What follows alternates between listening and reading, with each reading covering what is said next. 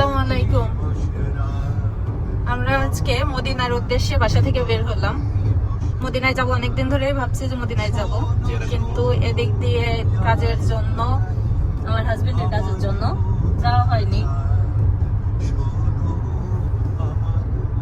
এই যে ঈদের পরে ছুটিতে এখন বেরোচ্ছি। ঈদের পরে ছুটিতে যাচ্ছি মদিনা জিয়ারত করব। হ্যাঁ, আমরা রমজানে উমরা করেছিলাম, আপনারা জানেন। আপনাদের বলছিলাম যে রমজানে আমরা উমরা করেছি। আর মদিনায় যাব, অনেক দিন ধরে যাওয়ার ইচ্ছা ছিল, কিন্তু কাজের জন্য যাওয়া হয়নি। যাই হোক, ঈদের পর এখন একটু ফ্রি টাইম, ছুটিতে মদিনায় যাচ্ছি, জিয়ারায়। মদিনায় যাওয়ার পর আপনাদের মদিনায় আমরা কোথায় ঘুরি, কি করি, জিয়ারায় সমস্ত কিছুই আপনাদের দেখাবো, আপনাদের মাঝে শেয়ার করবো। চেষ্টা করব ইনশাআল্লাহ।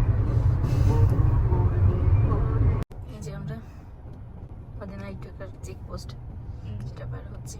অনেক রাতই হয়েছে, যদিও বা আমরা বিকালেই রওনা দিছি, রাত হওয়ারই কথা।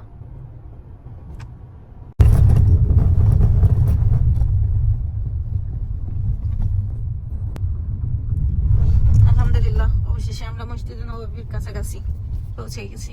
এখন রাত বাজে 10:30। এই যে মসজিদে নববীর মিনার দেখা যায়। 600 meters. আমরা হোটেল থেকে বের হয়েছি, মসজিদে নববীতে যাব নামাজ পড়ার জন্য। তো আকাশটা কত মেঘলা দেখেন।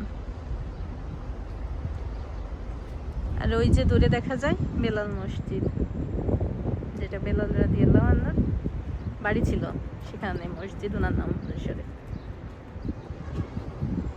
আমরা এখন এই মসজিদ ক্রস করে তারপরে যাব মসজিদে নববীতে নামাজের জন্য। আজকে শুক্রবার, আপনাদের সবাইকে জুমা মোবারক। মসজিদে নববীতে যাওয়ার পর আপনাদের ওখানে দেখাবো বাকিটা।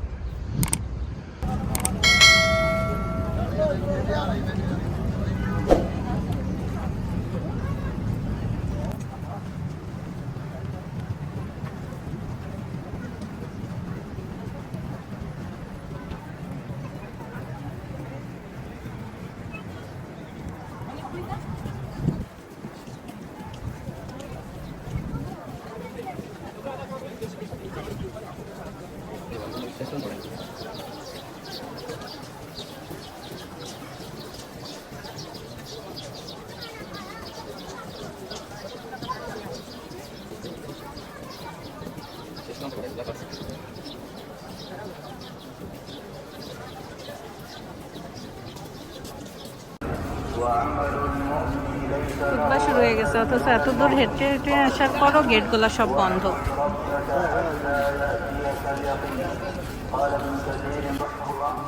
কোন পাশে যাবা, কি করবা?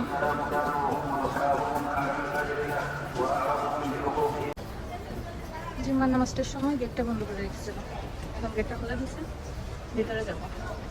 কিন্তু অনেক হাঁটাহাঁটি করেও ভিতরে যাওয়ার গেট খোলা পাইনি, তাই বাহিরে নামাজটা করে নিলাম।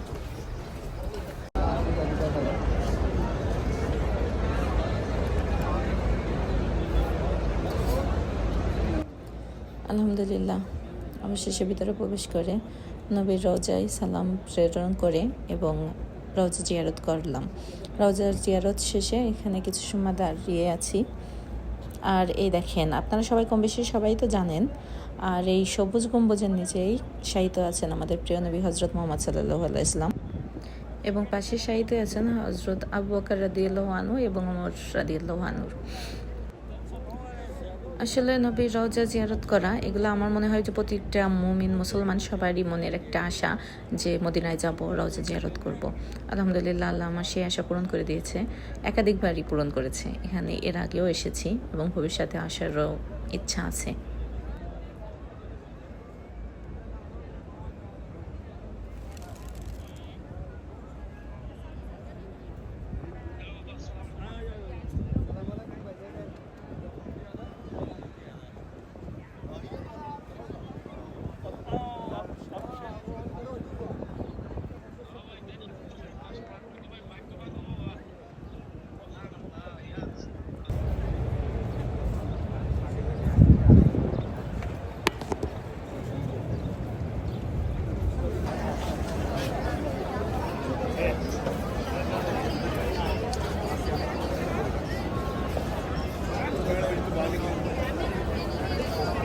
এখানে আপনাদের দেখায়, ওই যে দূরে দেখা যায় এই গেটগুলা, এখানের এটা বারজাক বাকি। আসলে আমাদের দেশে বাংলাদেশিরা বলে যে জান্নাতুল বাকি, জান্নাতুল বাকি বলা নাকি ঠিক না, বারজাক বাকি বলাই ভালো। যে বাকি মানে তো এই জায়গাটার নাম মানে কবরস্থানের, বারজাক মানে বাকি কবরস্থান।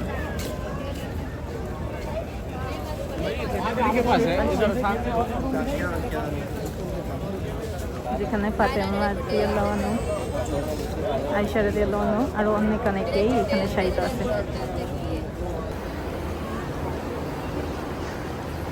মসজিদে নববীর আসলে পরিবেশটাই অন্যরকম মদিনার। এখানে আসলে মনের ভিতরে অন্যরকম শান্তি লাগে।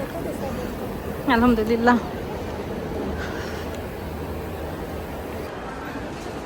এটা মসজিদের ভিতরে আসলাম,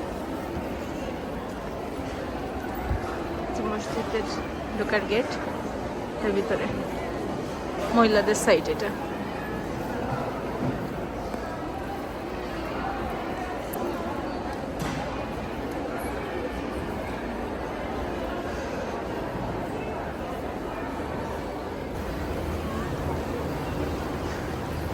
মসজিদে নববীর আসলে পরিবেশটাই অন্যরকম মদিনার। এখানে আসলে মনের ভিতরে অন্যরকম শান্তি লাগে। আলহামদুলিল্লাহ।